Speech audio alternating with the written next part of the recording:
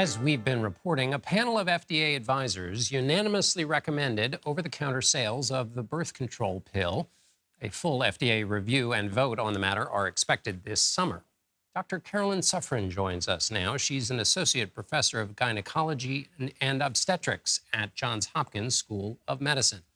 Doctor, why are federal health advisors focusing on this specific pill for contraception?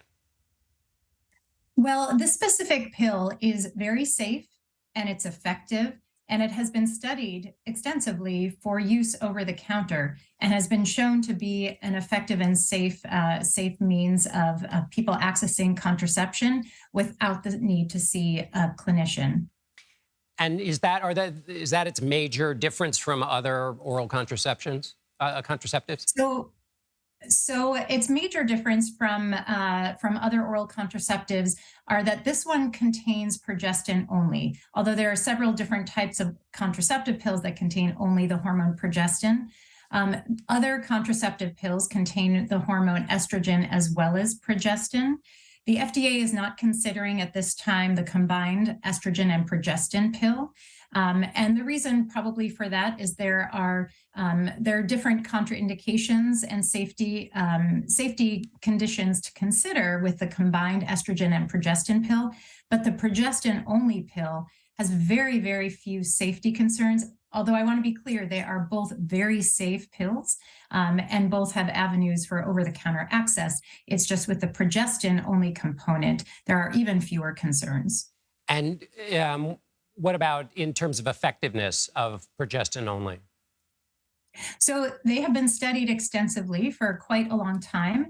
And clinical trials have shown that in perfect use, when someone's enrolled in a clinical study and we have the best possible circumstances, that the perfect use efficacy is about 98% or about a 2% failure rate.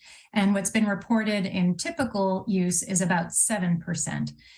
It's when typical use failure rates have been reported with the combined estrogen pill as well as the progestin only pill, the efficacy is generally reported in the same category, but they have comparable efficacy rates.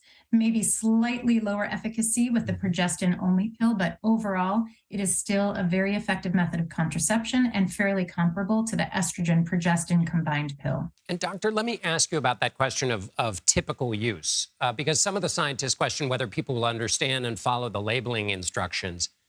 Is labeling in this instance more complicated than, say, some other kind of over-the-counter drug? And let's imagine one didn't follow the labeling. What are the possible downsides of that? Well, the labeling for this drug is that you need to take it at the same time every day. That is the same labeling for the combined estrogen and progestin pill. But because there's the progestin only pill requires, it has a narrower window. Usually, we say you need to take it within the same time every day. If you're 2 to 3 hours late, you're probably still okay. Whereas the combined pill has a little bit more of a grace period.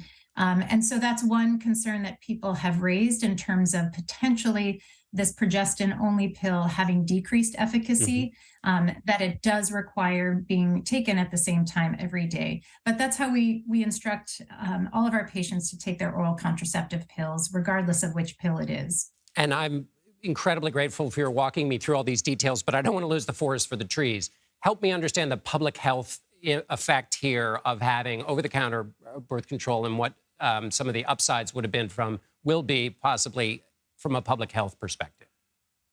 I'm so glad you asked that question, John, because that really is the big picture question, which is people having the ability to prevent pregnancy with as few barriers as possible, and then being able to access safe methods of contraception. So the public health impact of this is that people will have more means at their fingertips for accessing a very effective and safe contraception so that they can have control of whether, if, when, and how they would like to be pregnant, and can manage it on their own without barriers from healthcare institutions.